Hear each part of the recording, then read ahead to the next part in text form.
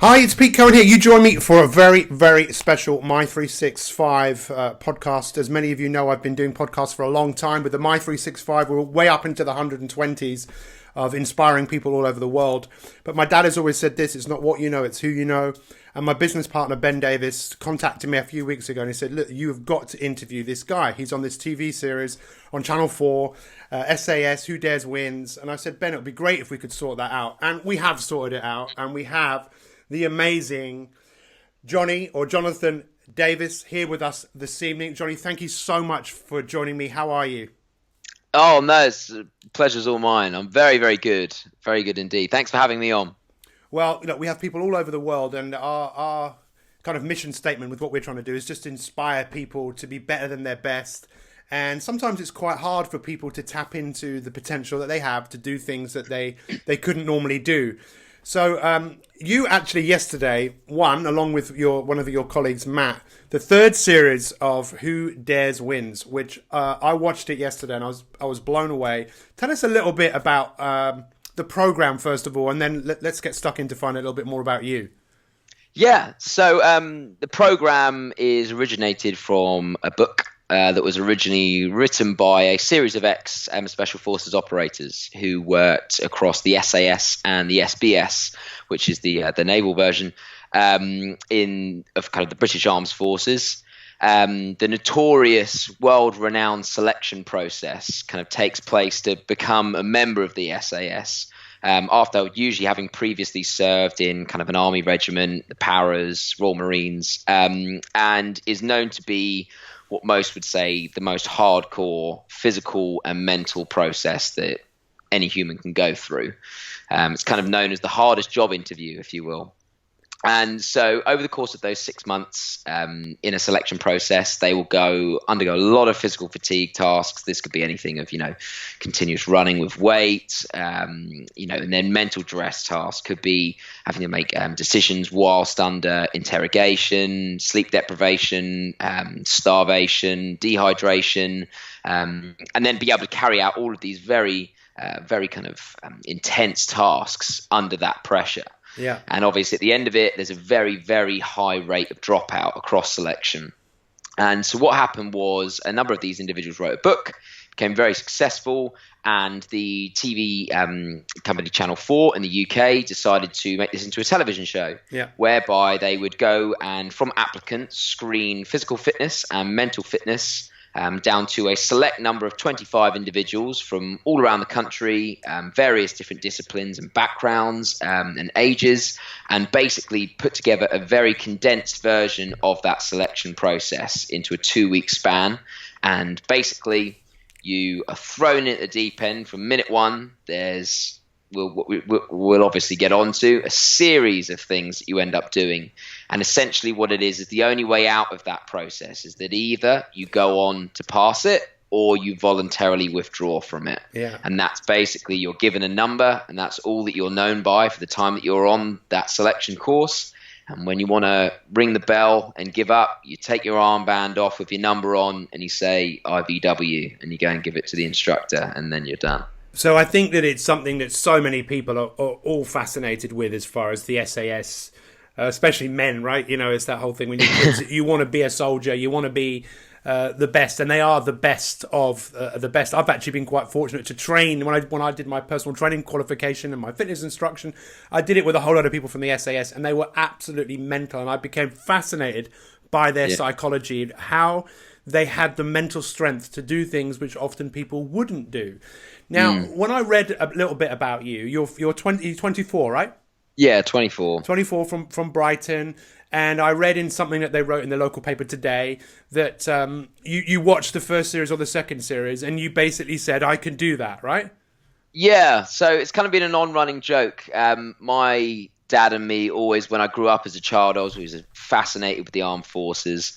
I think my parents always joke when I was a really young kid, on my Christmas list was just like a grenade for some reason. I was just obsessed with the army, loved it.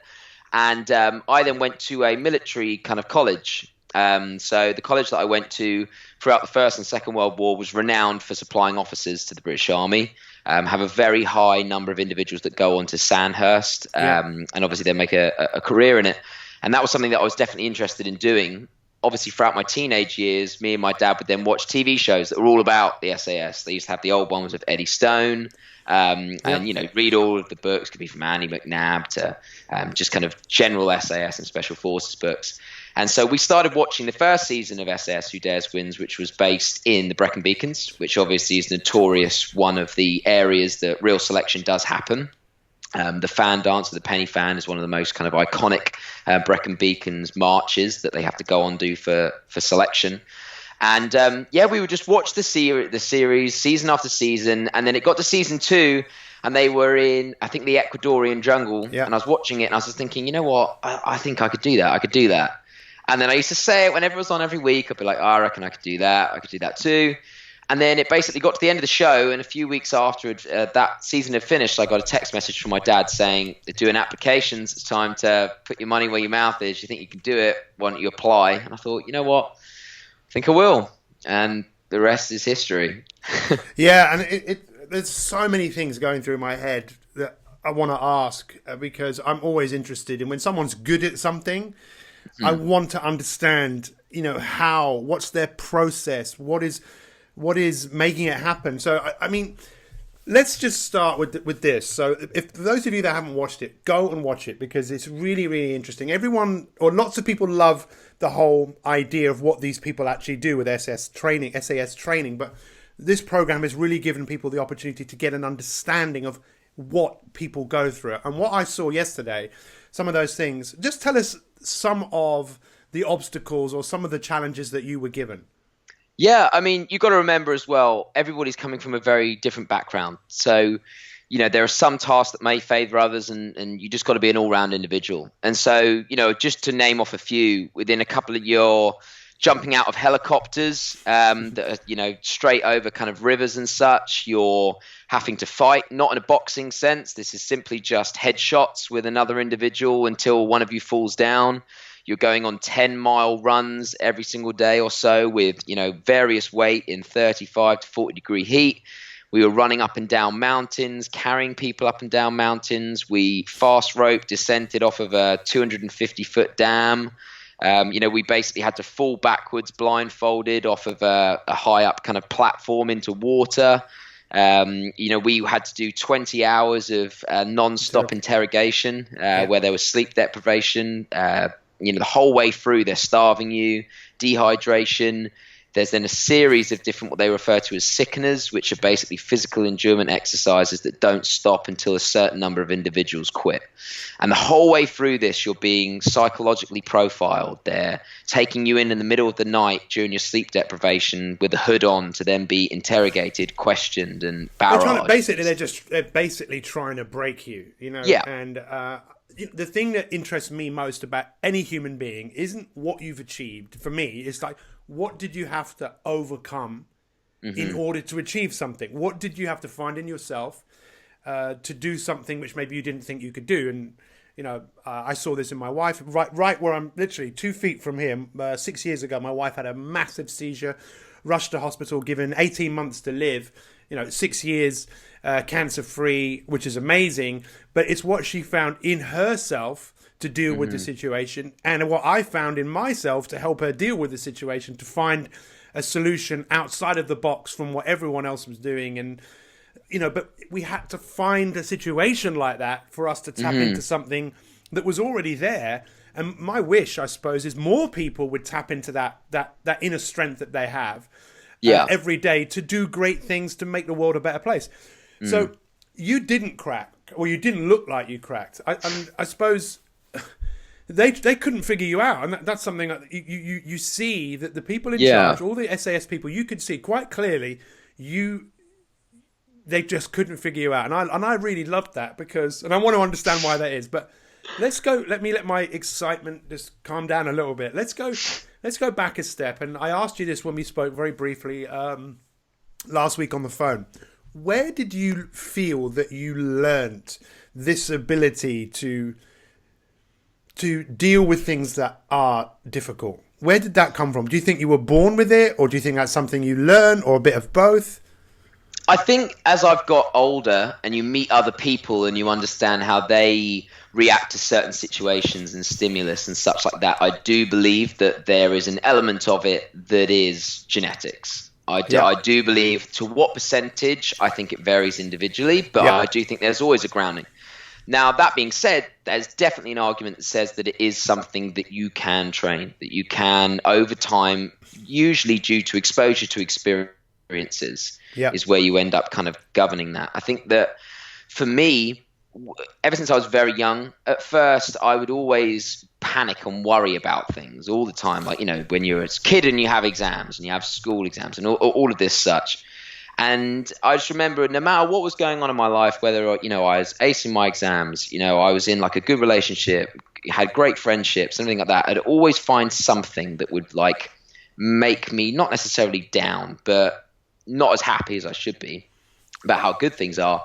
And I'll always remember that then my dad basically was kind of really, really kind of key in it, where he said, you shouldn't worry about the things that you can't control, worry yourself for the things that you can. And so he would always say there's kind of two ways that you can have an outlook on life. You can either have an outlook on life of the life is a series of events that happen before, everybody eventually dies. And you can either see those events as obstacles and things that are kind of there to trip you up and are going to make life harder, or you can actually kind of learn kind of put together a mental process that actually sees these obstacles and challenges as a way to better yourself, a way to make yourself better. And where can you see these kind of what most people see as maybe quite hard or negative experiences, and look at them in a way that says, actually, this is an opportunity for me to grow as a person. This is an opportunity for me to get better at whatever it is that that's relating to. And I then found very quickly that my mentality towards things that I was worrying about, exams, at the time we were playing in bands as well, so writing music and everything like that, they all started to kind of dissipate. I think one of the most important things, and it's very kind of swept under the rug, is actually how you interact with other human beings. You learn so much about who you are by seeing other people as well, how they receive your kind of mannerisms around them, the way that you kind of reflect onto the world definitely has a kind of repercussions on yourself and your character. And I think that, just the more experiences that you can have, it kind of molds you better. And I know I touched on it in the show, and it's quite funny because it was kind of received, I think, quite in a negative connotation. I think that's mainly because of the editing. But, when I was going through, I didn't go to university. I got offered to go to do kind of business management, and I decided not to. The time I was playing in bands and went off playing shows, and luckily I was kind of at that stage in my life where most people find that quite scary, the idea that you want to throw away going and doing the usual stuff that everybody else is doing, and you just kind of throw caution to the wind and go for it and try and do stuff in music. And for me, I did jobs in that time that a lot of people, probably wouldn't be able to do. I was working really, really long hours doing kind of grunt work jobs, like most people do. But then there was one that was working for an insurance company. And, I was working for an insurance company at the time where it was kind of, it was all medical based. So it would be, people that went on holiday and wanted holiday insurance for a specific medical condition that, they've had for years. And you would kind of then issue a certificate that then, you will be covered for this. But every so often you would have people that would call that would say, oh, we're away in Thailand or something and my partner's passed away. And unfortunately, this is what the report from the doctors here says is the reason why. And you would go through it and you would see that, say, for example, it could be a heart problem. And then you actually see on their policy with their doctor's notes that they had a problem with their heart maybe a year ago and they had never disclosed it to the insurance company. So in that moment, you're then the individual that has to essentially change someone's life. You're, for the sake of your job, you're the one that has said, I'm really, really sorry, but unfortunately, we can't cover you. And the reason that we can't cover you are actually outside of my control. They're in the terms and conditions of the policy. And, it's a very, very difficult conversation to have with somebody. And I learned very early on in that job that if you allowed that situation to come back with you and see yourself as accountable for that situation, that could have a very adverse effect on you. And I think for me in my life, that was a real kind of changing point of being able to not emotionally detached. I think that the way that it came across in the show was that I didn't care, and that's definitely not the case. A lot of these conversations are having people very delicate, and you do feel something for them in that sense. You can empathize with their situation, but you understand that if you were to take that back, that would seriously affect your life. Yes. And I then developed a strategy that was every day that I would turn up for that job, I would leave myself at the door. So when I walked in, once I was inside those doors, there was no Jonathan Davis who, has a girlfriend and has a family and has friends and all that kind of stuff. You're just there to clock in, clock out, get paid, do the job, go home. And when you walk out that door, Jonathan Davis comes back on again. It's a bit like a hat. Well, the way I look at that is that you have learned extremely well how to deal with certain situations, because no human being is perfect. And some people can't do that. That's what Andy McNabb would call you a good psychopath. People think of a psychopath as a bad thing, but a good psychopath kind of recognizes that they can do good thing with the brain that they have. And you have learned to use your psychology in a way that everyone can, but it isn't always easy, is it? Because we can revert to a default setting, which is one of that we feel emotionally. I'll give you an example. I had a coach for 16 years, and he actually saved my wife's life. Just like your dad has given you great advice, you've taken that advice and you've used it. My dad has always said, it's not what you know, it's who you know. So I know a lot of people. When my wife had this seizure, and it's not what you know, it's who you know. I phoned up my coach, and my coach said, find people that are still alive with the same brain tumor and find out what they did. And then he said, what is she going to do when she gets better? And I said, she's only been given 18 months to live. And he went, so what? People defy the odds all the time. And the reason I tell you this is he used to train special forces in American soldiers in jungle warfare. And he said the fascinating thing about the Americans is that the pygmies who were training them in how to survive in the jungle would say, right, go off and hide for 3 days, and we'll come and find you. And they always found them because they would think. And the Vietnamese and those little pygmies who were training them would say, you can see when people are thinking. And if people blend in with the environment, they become the environment, and you can't see them because they are. And that's why the Americans never won the Vietnam War, because the Vietnamese became the jungle. You just couldn't, you couldn't find them. And this is what you've kind of done. You've adapted to the situation. And I suppose the question I want to ask you now is, at what point did you go into this knowing that you were going to win? Yeah, so they don't show, basically when you get accepted to the show, you spend like 3 or 4 hours talking similar to this to the camera. So when there's those interview bits that are cut out where we're kind of talking to the camera about a certain situation that's not on set, they were all pre-recorded beforehand. Yeah. And so, they ask you in that situation, they say, do you think you got what it takes? And I said, I will win this show. And the guy kind of stopped, and he was like kind of, smiling a little bit. And he goes, we've had a lot of guys come through. We've had a lot of the guys that I asked this question to, and all of them say, yeah, I'm going to win it. That's fine. What makes you think that, what you're saying is different? And I just said that I think, and I think they even mentioned it in the show, the word, I think I'm what you would refer to as an anomaly. In the, not everybody likes them, not everybody understands them, but I can categorically tell you that I think I will succeed in this show. And I think that's for many reasons. I think I always knew that physically there was nothing that they could get me to do that would break me. Mentally, I believed that my ability to kind of hand over control to this other side of me to kind of deal with whatever the psychological tasks they would give didn't have a boundary that would be pushed to a break. And so I've always been a massive believer, and this was something that my mum always said to me, of kind of visualization to actuality. And the more that you visualize something in your head, the more millions of times that you see that event happening, you can influence bringing that into the world. And so she would always say to me, I was obsessed with football. She'd be like, David Beckham. How many times do you think that David Beckham kicks a ball for a free kick?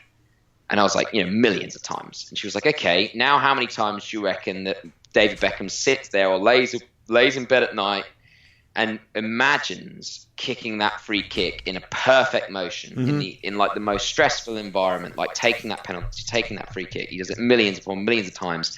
And what that actually then does is the more times you visualize that, the more that you're actually able to, I believe, physically through kind of muscle memory, through all of those things that we never really tap into as human beings, you are not able to necessarily confirm 100% that it's going to happen, but you are improving the odds and likelihood of that happening. And for me, that was always the case with this show. I never, ever, ever had any moment where I thought I would quit. And I always saw that there was only one way that I was ever not going to win this show, and that's if they tore my arm off trying to take the armband off of me and quit.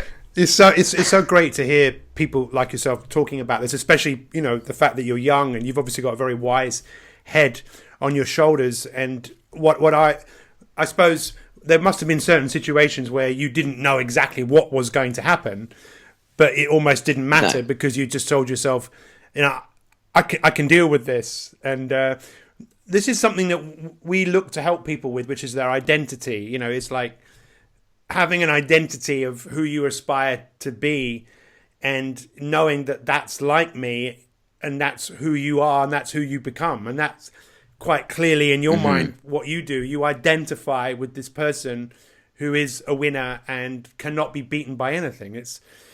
And maybe some of that is genetic.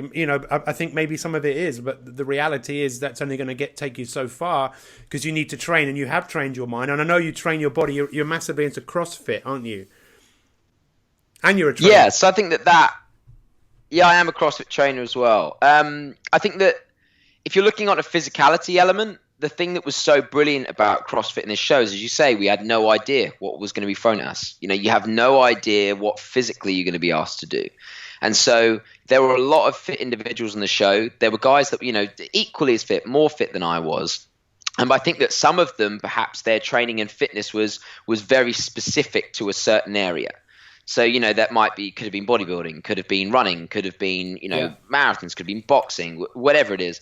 I've always kind of embraced that side of the kind of jack of all trades, master of none approach of the actually what CrossFit, the whole point of it is that you train in a manner of everything. So that if somebody picked 50 random things out of a hat with 100 people there, statistically, there's a good chance that I'm going to come out nearer to the top on all of those than anybody else. Yeah. And I think that where that pairs in is with the kind of the mental training. Everybody always says to me, like, oh, even my girlfriend, she says, how do you mentally train yourself? How does that work? It's not like lifting weights. It's not like, there's a set number of repetitions. And I think it depends on what it is that you require that mental training to help you with. If it's to get by with everyday life or to deal with something such as, it could be depression, could be anxiety, there's many different fields that you can require that mental strength for, and they have different applications depending on what it is. I think that for me,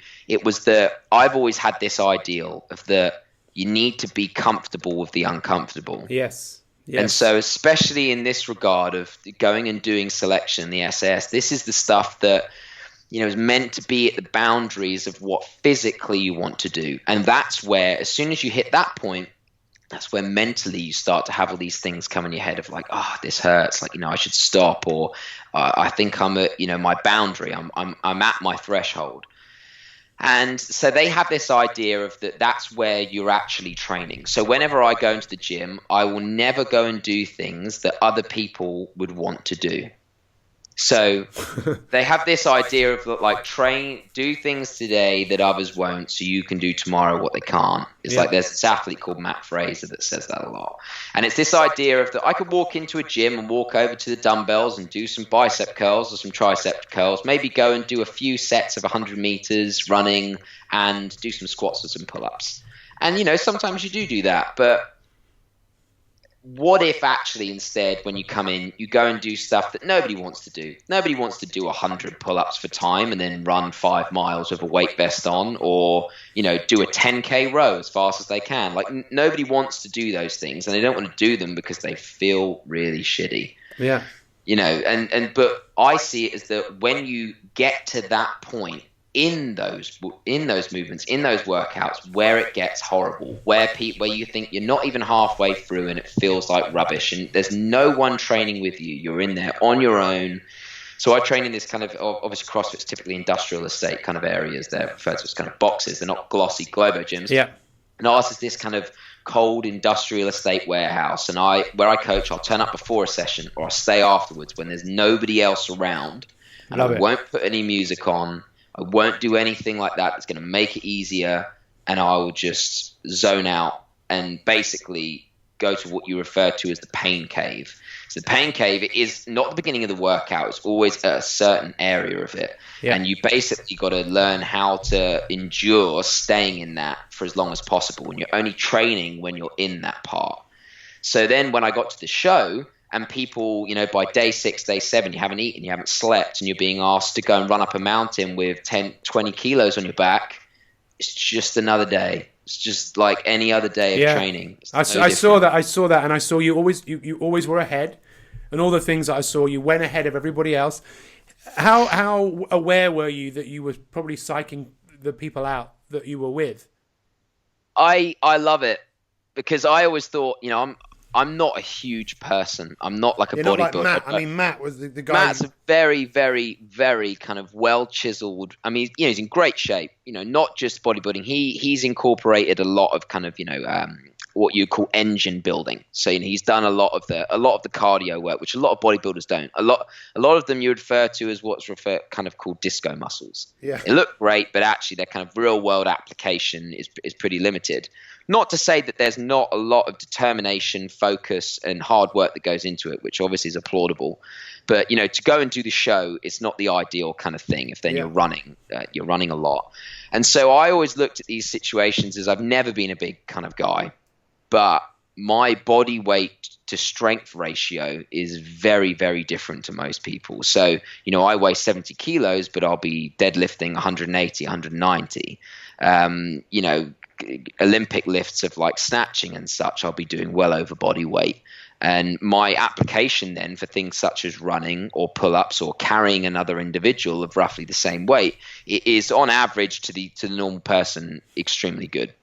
And so ever since, even when I was in college, I used to do athletics. So I used to actually run the 400 meters. And what was so great about that is that's the most, I feel, the most pain cave of a distance to have to run. Yeah, absolutely. Because the 100's a sprint, 200's a sprint, 800, there's, you keep a certain pacing, but the 400's, it's a different ball game. It's you're going 75, 80% speed the whole way through. And that final 100 meters, your legs might as well have 100 kilogram weights done to them because the lactic acid buildup is so disgustingly high. Every single time I would race it, I would throw up. Every single time I'd hate it. And, our running school, we were very, very good. And we were, in the county, we were running for county level. And I even remember it before every single race, I would turn up and I'd be racing against these people that were way taller than me, way taller, way bigger. But I would beat them every single time. And I started to almost enjoy that doubting of that when you turn up day one and people look at them and kind of go, okay, like I'm a big guy. And I think that's where a lot of these kind of physical exercise tasks, people get it wrong. A lot of people look at the selection process and go, you must have to be a really physically fit and do that. That's true. And they don't see the mental fitness side that's required. That's what catches a lot of people out. But as a bystander, your average individual looks at that lineup of guys and goes, he's huge, he's very, very muscly, he's big, this guy's not really a lot to him. And so that's why when you're going on these massive runs and, you're going up and down these mountains and doing these tests and you're out in front, and in some cases, depending on the editing, on the last day, I was lapping people on those final trials. They didn't show that. They didn't show that. But, it kind of, the more and more that happens, it's like someone just throwing fuel on a fire. It's like unassuming, isn't it? That you must have started off and they must have looked at you and maybe not thought that much of you, but and then to the point where they then start focusing on you. And I would imagine they didn't show this, but I would imagine a lot of those guys were moaning and complaining, but you didn't. You wouldn't allow yourself to go down to a place. I worked with a guy who ran 100 marathons in 100 days. And then he did 50 ultra marathons in 50 days.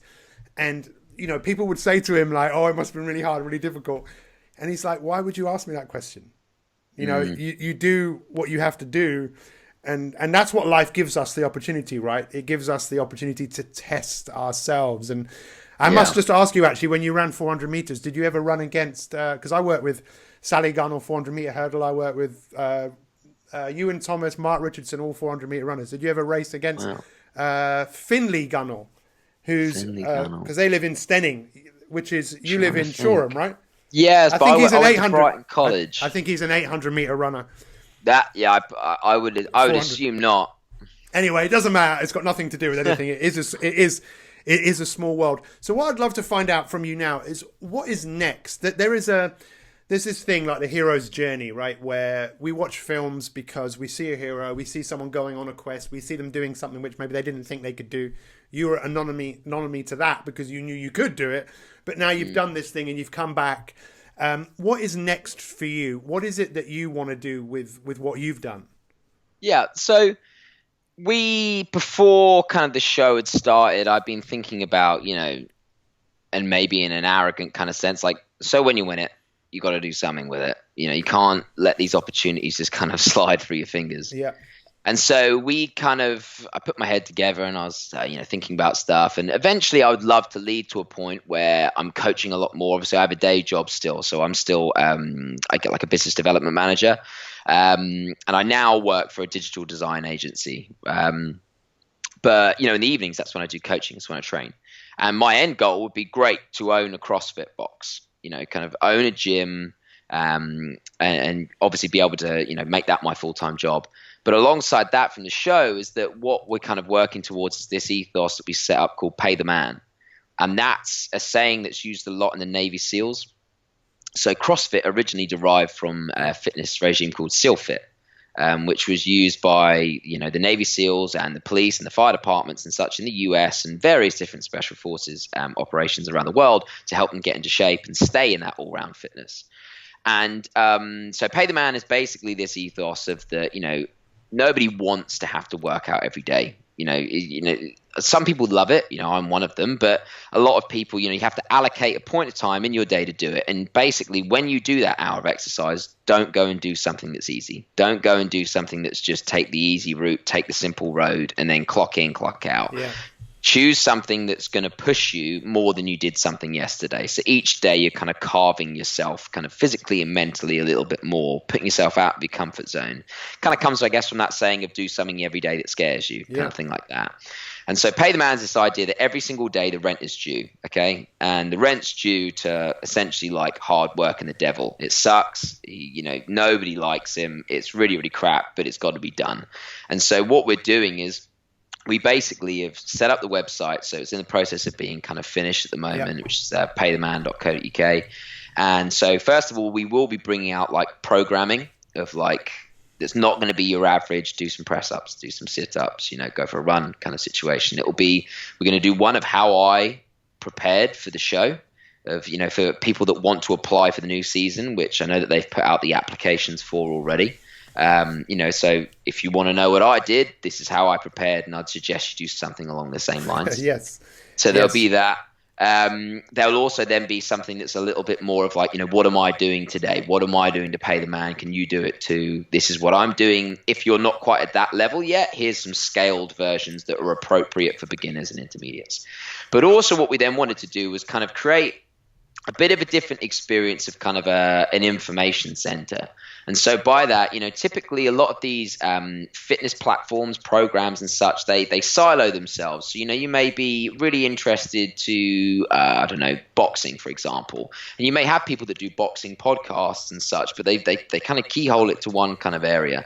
And I guess it's kind of what we wanted to do is create a platform that takes that pay the man ethos, that kind of doing the work that nobody else wanted to do, and you doing it, and how did it pay off? And we've managed to set up a series of kind of conversations and chats with people across various different disciplines and sports. From like, we've got boxing champions, we've got individuals that play for England football and such like that, where we're going to be sitting down and talking to them. So, for them, what does pay the man mean? What does it mean where they got to in their career that they did differently, that all the other individuals trying to do didn't do.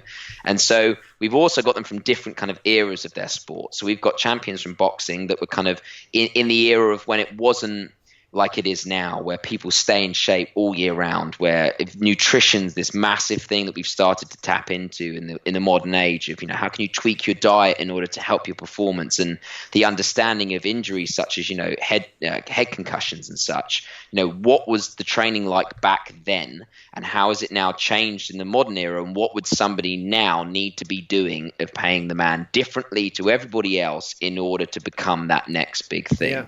And so we wanted to kind of, it's more out of a passion sense. I'm not focused on an idea of that I want to use this as a platform to become some personality or some whatever. I would much rather these are things that I'm passionate about. So what is it about it that that was going to be my next question. So I'm so glad that you said that. I'm really curious as to what is it that Jonny is passionate about? What does he stand? What are you passionate about? For me, I understood a while ago that the capacity and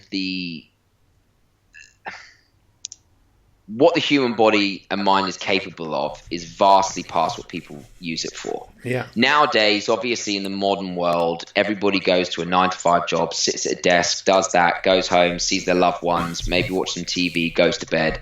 If you actually look at the populations of the world as kind of percentages, especially in kind of Western culture, it's the 5% that are actually then going out and doing other things that are trying to test themselves as a human, to kind of unlock things about themselves that they didn't know or didn't understand.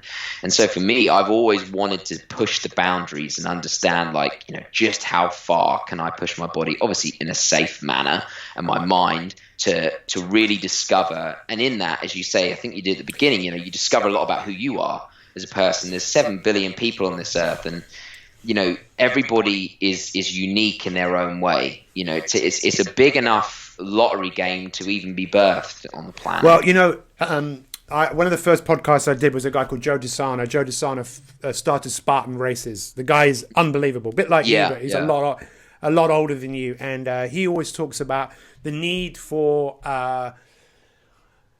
delayed gratification. How human beings need to say, I can have that, but I won't have it now, and to build your willpower.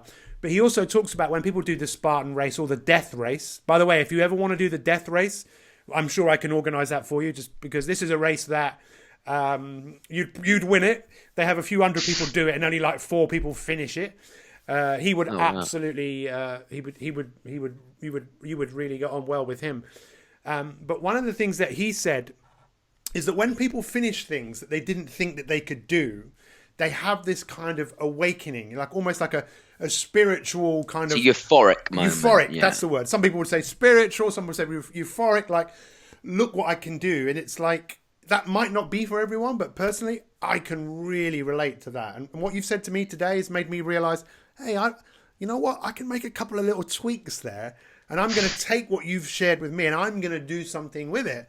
And I know that's what I'm sure a lot of people will do who will listen to this. They will be inspired by what you say. How can people follow you? I know now you've got a massive following on Instagram, and I'm sure that's just going to get bigger and bigger and bigger. How can people follow you on Instagram?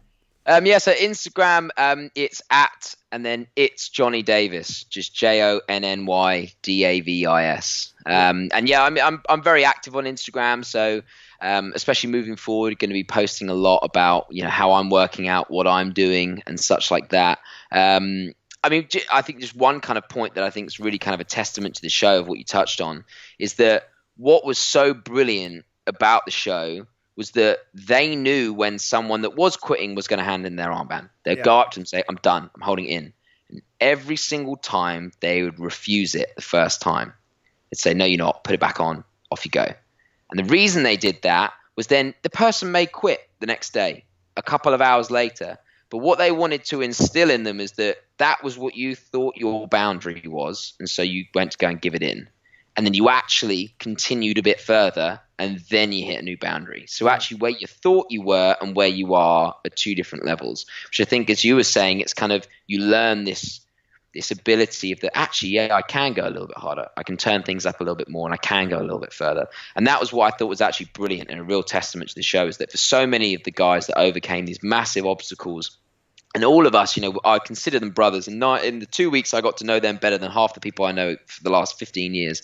And seeing them grow as individuals and overcome fears and fight battles mentally and prove things to themselves and to loved ones and friends and everything like that. My other, I guess you'd say, drive for doing it and why I do coaching is when you see that happen with another human being, and those moments that you remember happening where you discovered something else about yourself, that, you had that euphoric moment, and you see it happen in somebody else, that's kind of pretty darn. And what's so great is that the guys that are in charge, they didn't see that side of you. You kept that, to yourself, and I think that's great. Yeah. I mean, maybe it was edited that way, but you could see that they were just trying to figure out, is this some sort of cold bastard, for want of a better word? Is this all just? But really, that wasn't you. You just kept that, and you kept it down where it, because there was no need to show that, right? You did what you had to do to win.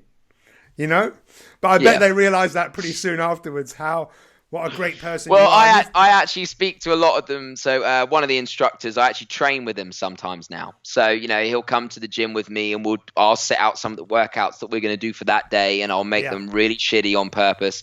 And, he loves payback. Yeah. But, I'm writing a book at the moment. It's called Inspirators, and it's all about the next generation of leaders. And the whole concept is an inspirator is someone who wants to follow themselves. And in my eyes, you are a true inspirator. You inspire yourself. Right. No one is perfect, but people should follow you. If people want to be inspired about doing things they didn't think they could do, and I believe everyone needs coaching. Coaching saved my life. Coaching saved my wife's life. It was my coach that said, find people that are still alive. And I'm very indebted to you for your time, especially after you just won, officially yesterday, because obviously it was. Yeah, it was a day ago. Well, actually, it was filmed back in October. Yeah. But it's been a crazy ride. Yeah, listen, I bet it has. I want to actually just film for a little second here, but just tell us again where people can find out about you. So Instagram, just give us that Instagram again. We'll put it in the show notes. It's Jonny Davis on Instagram. Yeah. How else can people? So that website you said would be ready fairly soon. Yeah, be www. Yeah, and then it's up at the moment, but we're doing work on it, so bits are coming out daily. Really, it's www. and then paytheman.co.uk. I love it, and I really do think people should pay the man every day. You should always pay a little bit of rent. You should give more than you get. And by giving more, you seem to get more anyway. So this has been absolutely fascinating. I really, really appreciate your time. Make sure you go and check Jonny out. Go and follow him. Today's show has been brought to you by Mi365 Elite. Go and check out mi365.me/elite and find out how coaching can seriously be an integral part of your life. The role of a coach is to take you from where you are to where you want to be. Some people don't know where they want to be, but that's what a good coach can do. And here is an exceptional coach that we've been talking to today. So Jonny, thank you so much. I wish you well. Thank you. Take good care, and we will see you soon.